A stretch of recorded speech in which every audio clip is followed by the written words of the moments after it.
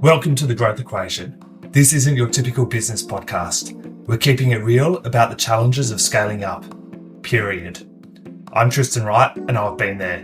I've built and scaled my own business. I've sold it. I've learned a ton along the way. Now I'm bringing you the no BS stories of founders who are in the trenches right now, navigating that messy middle. We're talking advertising, marketing, design, creative, branding, the whole 9 yards. Doesn't matter if you're a solopreneur or running a team of 100. Everyone's got a secret sauce, that thing that makes them different, better. We're going to uncover it. So grab a coffee and let's get real. Today we're talking with Matt from Bring. Matt, welcome. G'day, Tristan. How are you? Good, mate. How about yourself? Amazing. Yeah. Thanks. Matt, can you tell us a bit about your business and your backstory for our listeners? Yeah, sure. So my business is Bring Digital Performance. We've been running now for coming up to 4 years. Primarily, we're a digital performance agency underpinned by search, so SEO and paid search. We do a bit of programmatic as well. My background is I started my career in SEO about 28 years ago, I think now. So sort of pre-Google. So there was pre-Google SEO. Okay. Pre-Google, yeah, it was. So yeah, a long time ago. Back in the days of Hotbot and Look Smart and Lycos and all the web and all these other search engines. So that's sort of my. Sorry, Ask Jeeves. Yeah, all the good ones. So that's sort of my background. That's my heritage, which means that I look at things from. I've always looked at things from a sort of performance lens and a traffic and a conversion and where the rubber meets the road for us, and the way that we look at things is sort of data and traffic. Yeah, awesome. So you said you started about 3 years ago. That's probably right in the middle of COVID. Just off the back of it, actually. Yeah. So it sort of spat me out. Prior to setting up Bring, I was a country manager for a company called SimilarWeb, which is a global sort of digital intelligence company. And that was a fun ride, but it sort of put me in a interesting position where I was able to have some pretty in-depth conversations with some quite significant brands across Australia and New Zealand, and that led me to start my own business. One, because there was a pretty, what I would say, significant gap in the market with respect to sort of transparency, and also, COVID just spat me out the other end. Yeah. So, yeah, COVID was definitely an interesting time, but we don't need to go there. No, so 3 years in, how long was it before we were talking before this? You've got a team of 5 or 6 at the moment, majority in Melbourne and then 1 or 2 offshore. So how long was it before you actually had your first hire? That's a good question. Probably 6 months. Okay. So as soon as we were starting the business and knew sort of what we needed, I was pretty conscious of being able to focus on growing the business. I'm a bit more sort of commercially minded. I'm less on the tools that I am actually sort of out generating the business. So as soon as I started Bring, I was my mindset was, all right, well, how do I need to find people to help me execute what I'm saying that we're going to deliver, and it's executed very well. So finding those people were key to sort of our success. And it was about I'd say probably 6 months in that we was the first started. Yeah, awesome. Look, it's amazing how many, a lot of business owners I've been talking to are coming from the other side of things, where they've been on the tools and then working their way off the tools, whereas you're almost coming from the inverse, where you're like the account manager and salesperson. You understand the service. Yeah, definitely. Yeah. I don't know if it's unique, but I feel as if sort of where I've sort of fit in to the business and sort of overall in my career is a bit of a good mix of technical, but also a good mix of sort of commercial and operations as well. However, I always sort of lean towards the commercial side of business. So, playing to my strengths and recognizing where my weaknesses are is pretty important. Totally. And so many people, so many business owners don't do that. They try and they end up spreading themselves too thin and not getting anything done. Yeah. I mean, dare I say it, I just don't like doing work, maybe, but yeah. Well, that's why you're in the Gambia right now. And that's right. Yeah, it's that balance. Yeah.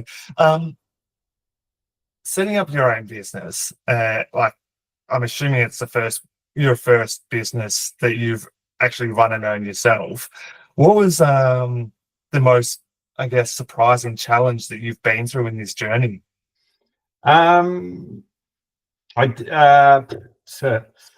Receiving my first BAS.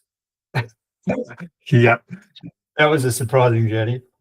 That was I bet you didn't have the money set aside for it either, did you? Well, I actually did. So thankfully, I've got a fantastic accountant. I guess, I'm very fortunate that my wife and most of my family have all run their own business. So, a lot of that sort of rubbed off on you. There's a bit baked in there, right? So, and I'm very fortunate to have a good network. So, my accountant, who is my wife's accountant and helps her with her two businesses, he was sort of my first point of contact. So, he's like, right, set up your bank accounts like this, put money in this one all the time. So as you get to, when you do get your surprising, email from the ATO, you're ready to go and pay it.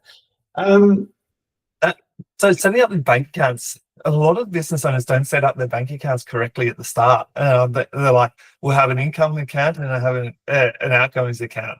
And I'm guessing you've got a revenue account, a tax account, a profit account, an OPEX account. I haven't gone that far. I probably should, but no, just the revenue and the card and the tax account is how we operate, but no credit. So I try and to date no credit required. So fingers crossed. Let's stay that path. Yeah, that's awesome. So way I like to do is revenue, OPEX, profit, salary, and a tax account, and then you just split it across them. So you've got your money set aside for tax, you've got your money set aside for salaries, or OPEX type of thing. Because a lot of people love running their businesses out of their bank accounts. Yes, no, that's true. But no, I like your idea. It's a good one. I might borrow that. Awesome. So journey, first couple of clients, and first staff in the first couple of 6 months. Biggest surprise was that first BAS statement. So you've moved on a tiny bit from there now. What does the business look like today? Really good. We've got a fantastic book of retainer. For the most part, we work on retainer. That's what.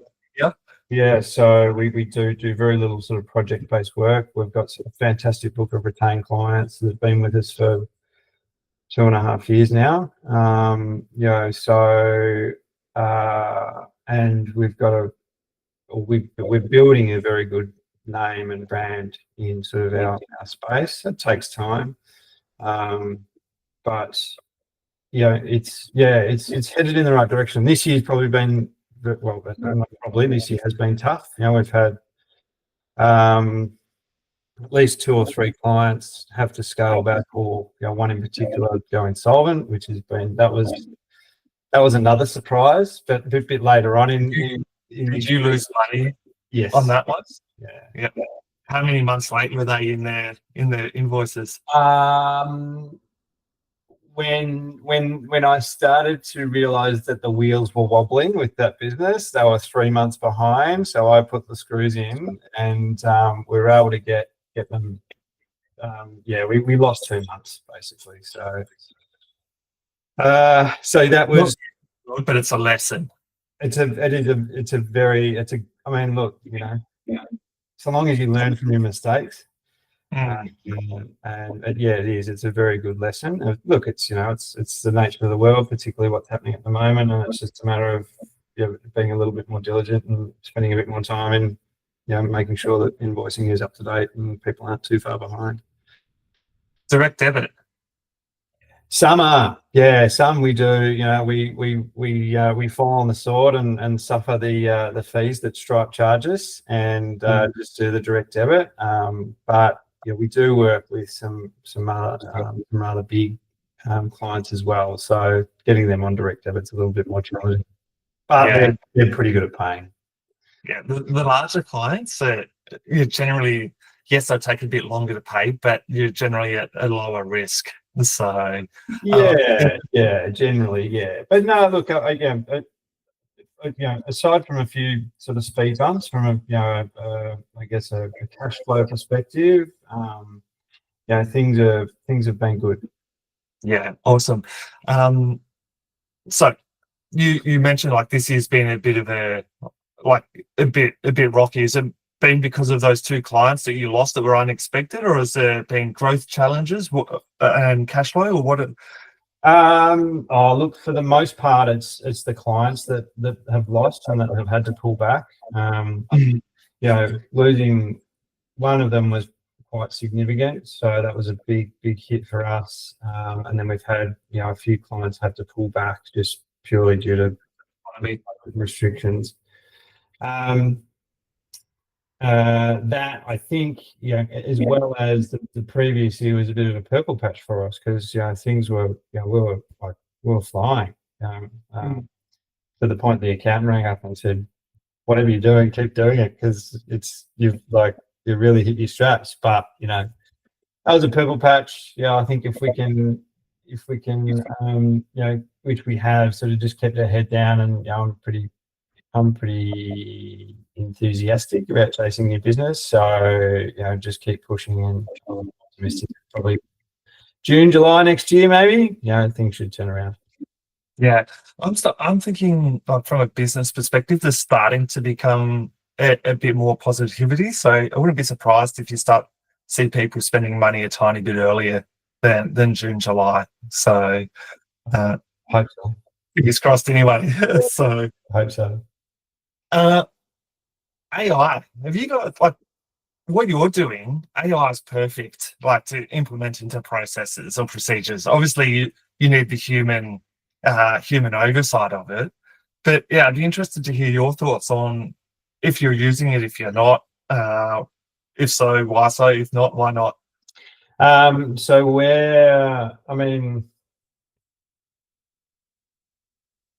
The short answer is yes. So we're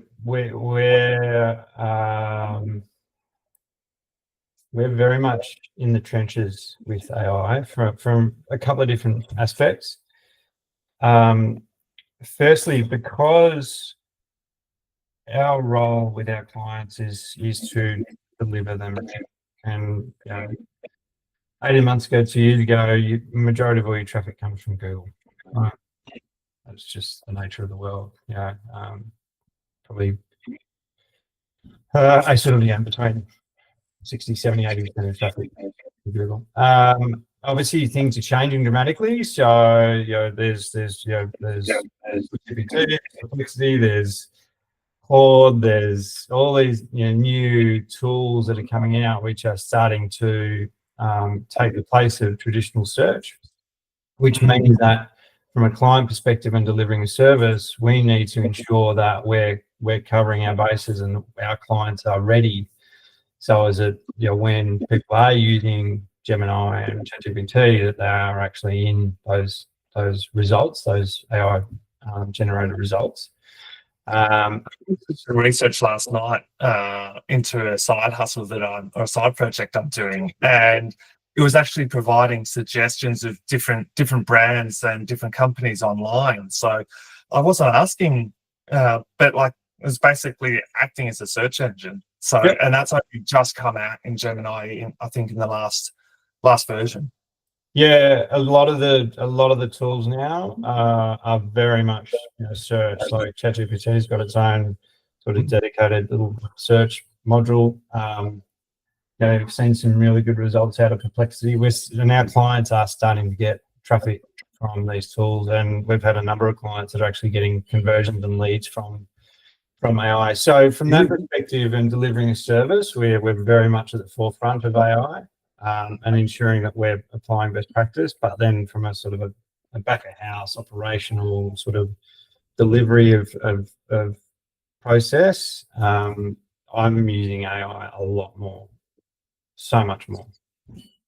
How are you using it? Because there's one thing, just chatting with ChatGPT and getting answers and brainstorming to do something, but then there's the next level as well. So I'm interested in what sort of level you're using at back of house. I'll tell you one thing that we're not using it for, and it's we're very we're the jury's out on this, but we don't. Part of what we do is obviously SEO, and SEO is a lot of it's content. Right? We do not use AI tools to generate content. That's one thing we certainly don't do because of various reasons. However, what we are using it for is I use a lot to help me build out plans and strategies. I use it a lot to essentially help save a lot of my time in drafting emails, analyzing data, sort of more administrative. Data analysis is a big one. Yeah, I'll put my hand up and say I'm the worst mathematician I know, but thank God to ChatGPT, I could just dump in an Excel spreadsheet and I can basically ask questions of it. So the data that we're inputting is where we extract the value. It's what we're putting in, and that's where we're getting the value out. So analysis, plans. I'm using it for, like I said, more administrative, like help proposals and articulating things to clients based on so that's for the most part how we're using it on a daily basis. It sounds like you're using it for all the good things, but it sounds like you're doing it very much manually. Would I be correct, or have you built processes into it? No, it's all manual at the moment. It's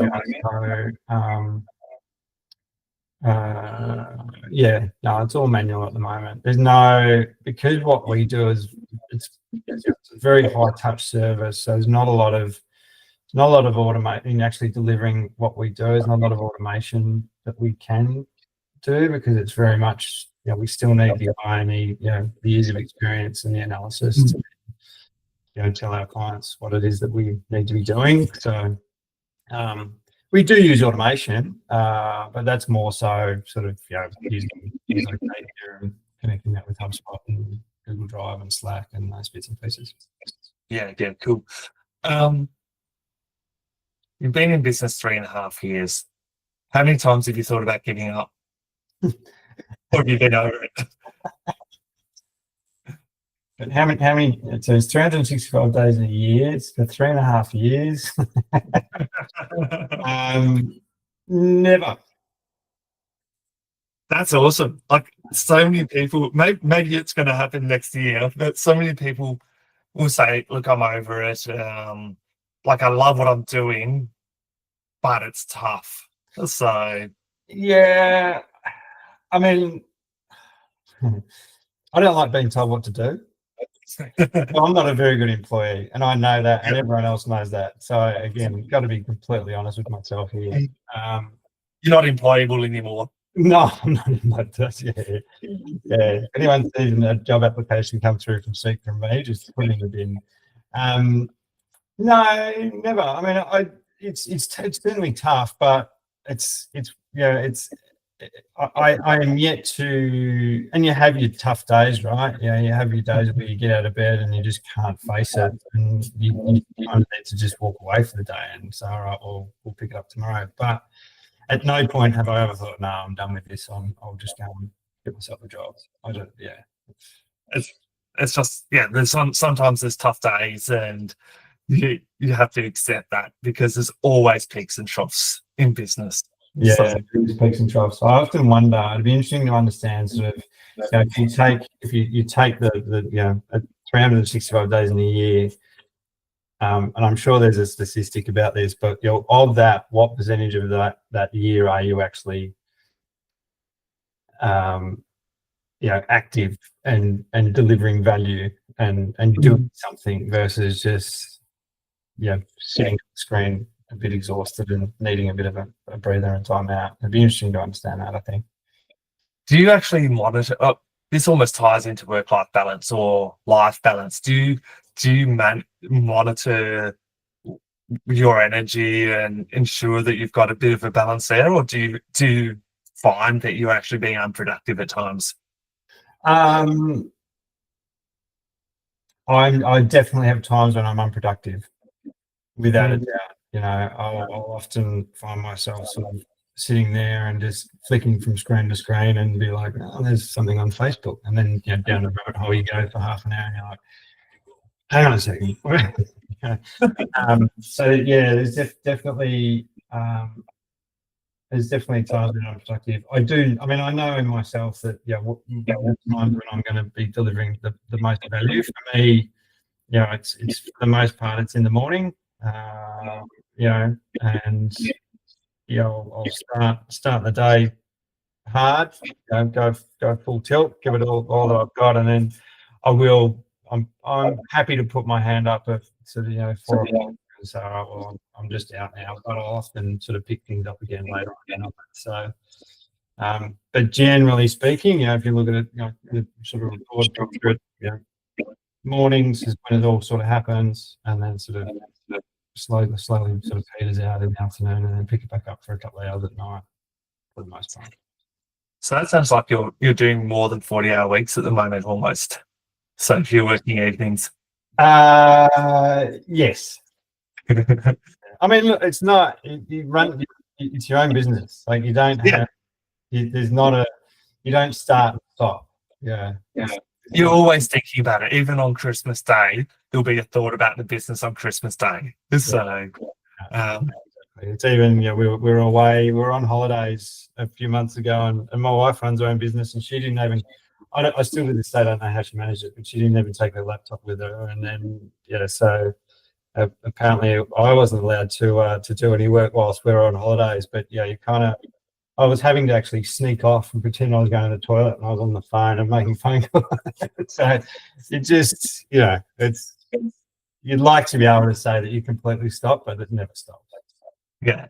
Like, you'll notice as your journey as a business owner progresses, you'll work out you'll end up letting go of parts and working out what's important, what decisions you need to make, and what decisions it's okay for your team to make. Yeah.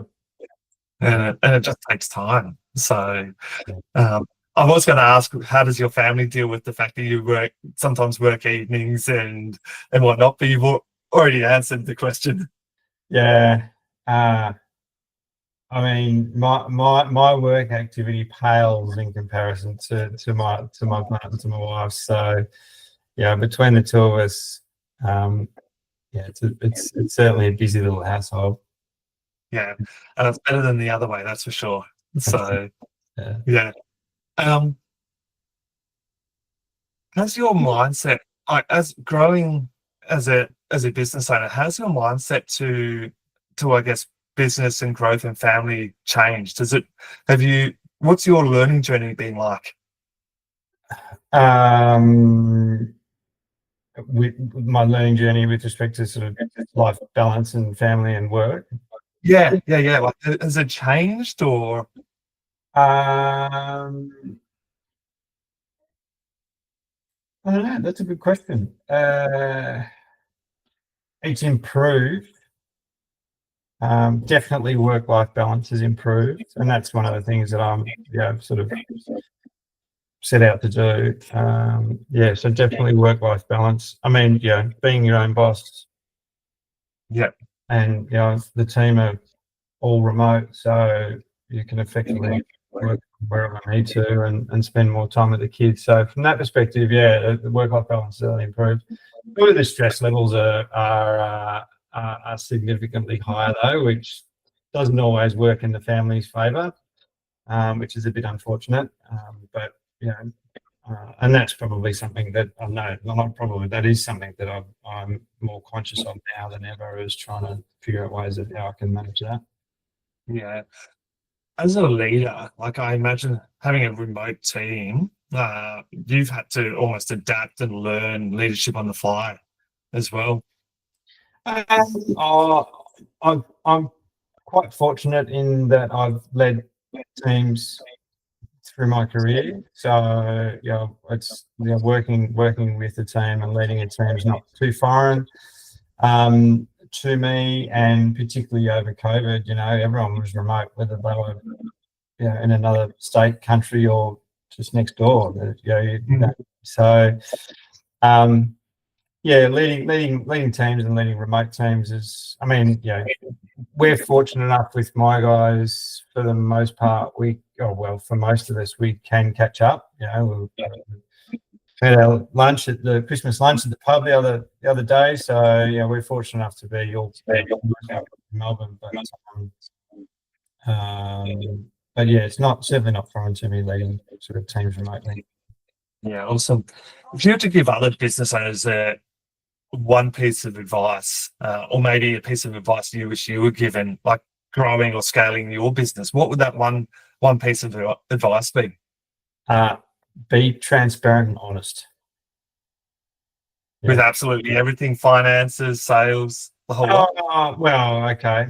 I mean, I know some business owners that will be like, what do you want to know? Here's the P&L. You do you, go nuts. And I respect that. I